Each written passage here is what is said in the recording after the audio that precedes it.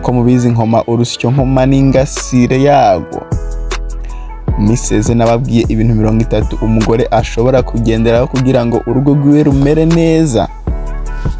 Abagore bakomeje kunyandikira muri commentaire ngo ndababwire ibindi bintu 30 abagabo nabo bakwiye kwitwararika kugira ngo kibe kimwe ku kindi.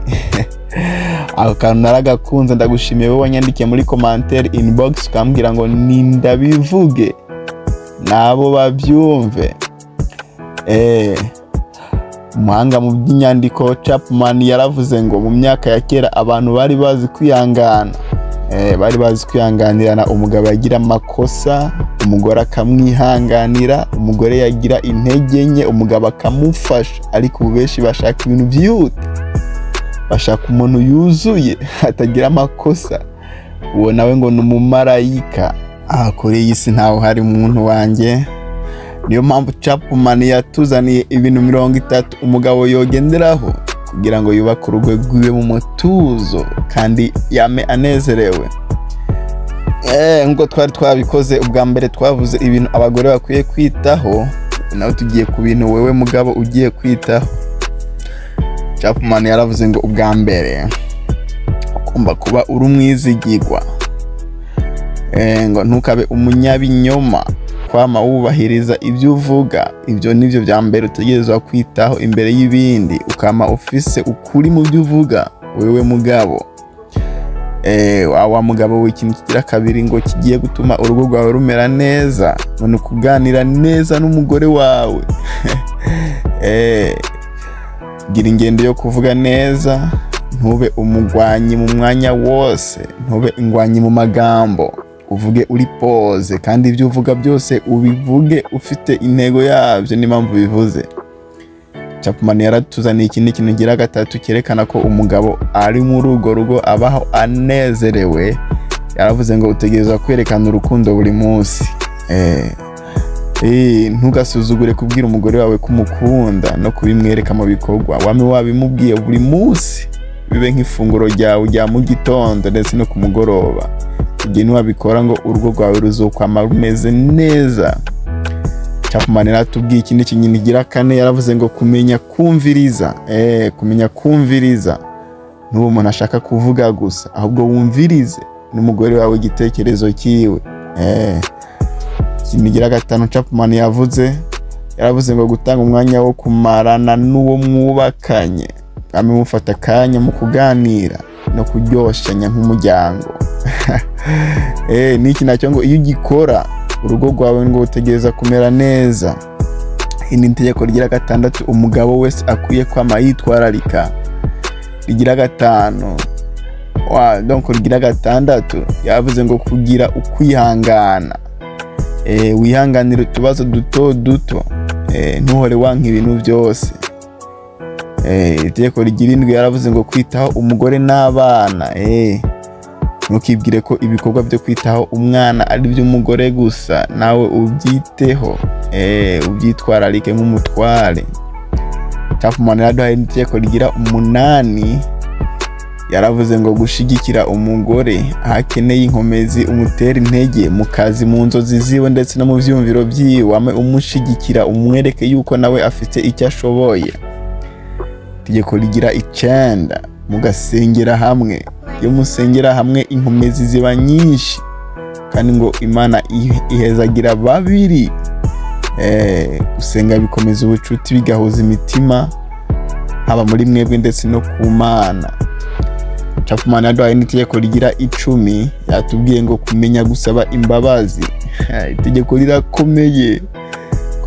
Kumenya gusaba imbabazi. Wa mugabo ugasaba imbabazi umugore wawe mu gihe wamukoreye amakosa. Kwicisha bugufi igihe wakoze ikosa ugasaba imbabazi. Iki kintu abagabo benshi ntibagikozwa. Gusaba imbabazi nicyo kintu cya mbere cyubaka umubano hagati yawe n'umugore ukomeye.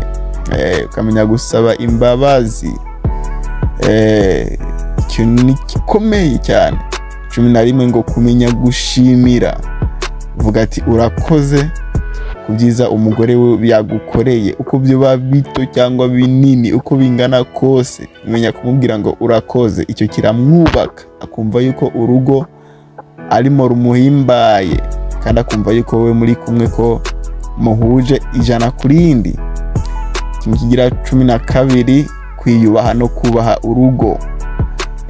Ntukore ibikorwa byotuma urugo rwawe rushira isoni cyangwa ruvugwa nabi muri societe. Ugakora ibintu byama bigaragaza ko urugo rwawe ari urugo rw'abantu baba intellectuel, apana kuzana ibintu byo gutuma urugo rwawe ruvugwa nabi. Icyo gihe umugore nawe biramushimisha kumva yuko afise umugabo afite agaciro no muri societe. 13, Chapman yongera aravuga ngo kwiteza imbere. Menya kwiga gukora no guteza imbere urugo rwawe. Iki kintu cyo kirakomeye no mu buzima busanzwe kirakenewe. Ukamenya kwiga, ukamenya uko kwiteza imbere nuko uteza imbere urugo rwawe. Iterambere riri mu rugo, amahoro arasasakara, ubukene bugahunga. Ikintu cya 14, gukoresha neza amafaranga. Gukoresha neza amafaranga, wa mugabo we nabo wayavunikiye, mwumvikane ku bijyanye n'amafaranga ukuntu muyakoresha. Mwirinda amadeni no gusesagura bya hato na hato. Naho amafaranga wayavunikiye ariko uyatware mu rugo, muyagiyeho inama n'umudamu wawe, bityo ngo ibyo bizotuma urugo rwawe rumera neza. 15, Chapman atubwiye ngo kunezeranwa n'umugore wawe. Kunezerwa n'umugore wawe, mukore ibishimisha, museke. Mugaragare urukundo, mu rukarage, mwishimishe uko bishoboka. Icyo gihe ibyo bintu nabyo bizotuma munezerwa mu rugo rwanyu. Chapman yongera aratubwira ikintu kigira 16, ngo gufashanya mu mirimo yanyu yo mu rugo. Ibikorwa byo mu rugo mubikorane, nabyo birakomeza ubucuti. Birakomeza ubucuti. Arimo aroza isafuriya nawe uraba kandi kantu buri kurakora. 17 yaravuze ngo kurinda urugo ibishobora kuruhungabanya. Kurinda urugo ibishobora kuruhungabanya. Kutagenda hanze ngo ukore amakosa, bityo ngo mugere mu rugo mwishimane n'umugore wawe, agize uko abone na polisi ziraje ziragutambikanye. Ibyo uzubyirinde, ibintu byose byoshobora gusambura umuryango, uzubyirinde. Kwama mu makosa hato na hato, kwama wagiye mu gasho ka buri mwanya, ibyo uzubyirinde bituma umugore wawe ataba stable. 18 yarongera aravuga ngo kumenya kuvuga oya ku bibi. Iyo ari ibintu ubona ko ari bibi, ukavuga ati oya ntabwo birabyemeye. Ntukemere ko ibintu bibi byinjira mu rugo iwawe. Ntukemere ko ibintu bitajyanye, ibintu leta itemera biza mu rugo iwawe, bityo uba uri kurakururira ibibazo n'umuvumo urugo rwawe. Nimba ari nk'ibintu by'ibiyobyabwenge n'urugero, ukabona bagenzi bawe barabizanye, emera kuvuga ngo oya.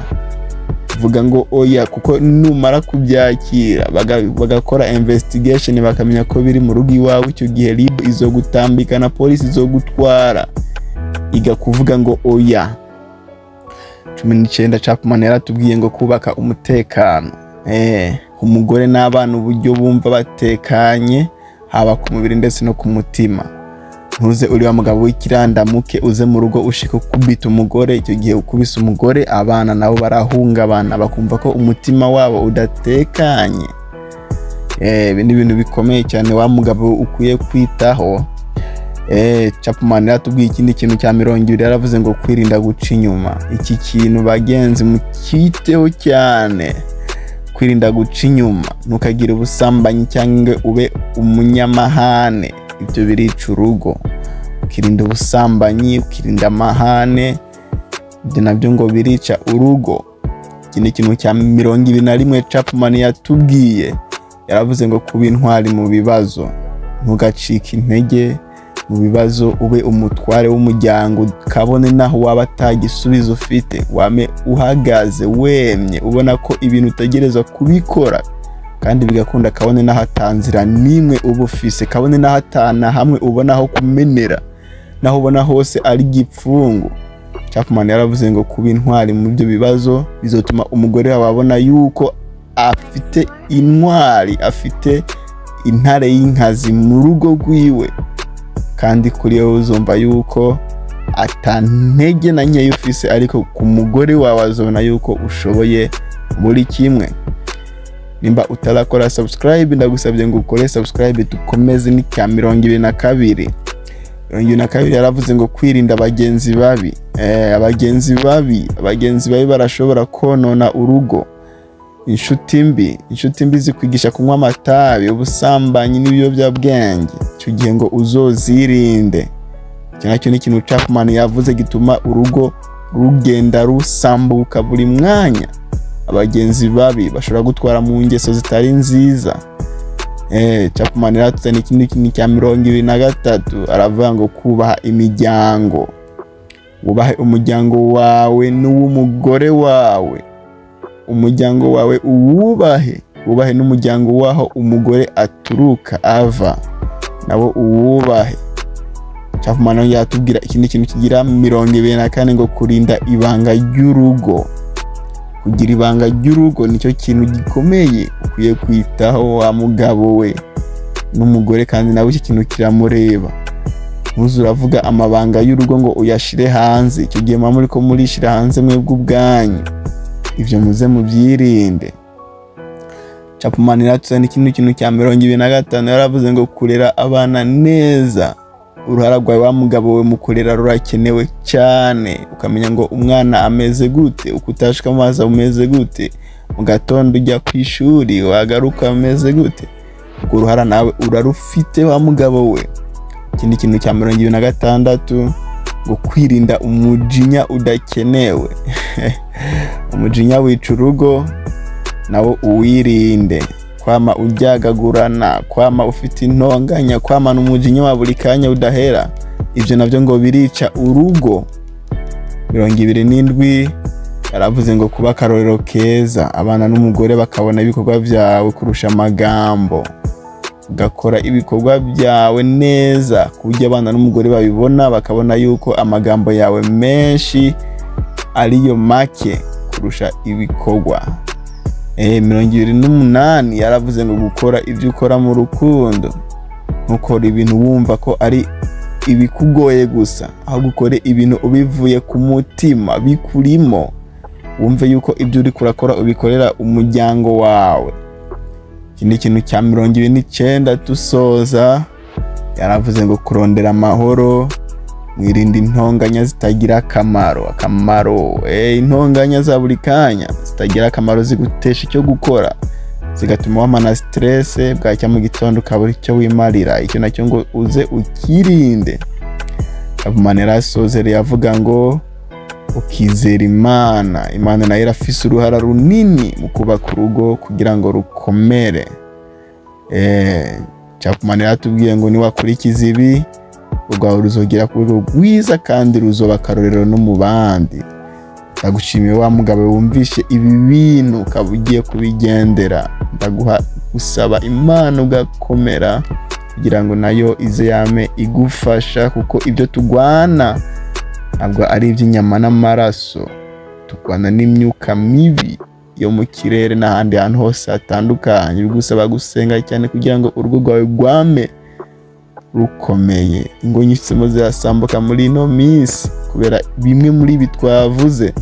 Niwabyitwararika uzogira urugo rwiza. Ndagusabira kugira urugo rwiza musore ugiye kurushinga, nawe mugabo amaze kurushinga, kugira ngo Imana ikomeze ibahe umunezero w'ibihe byose. Imana ibakunda kundusha. Ndabakunda cyane.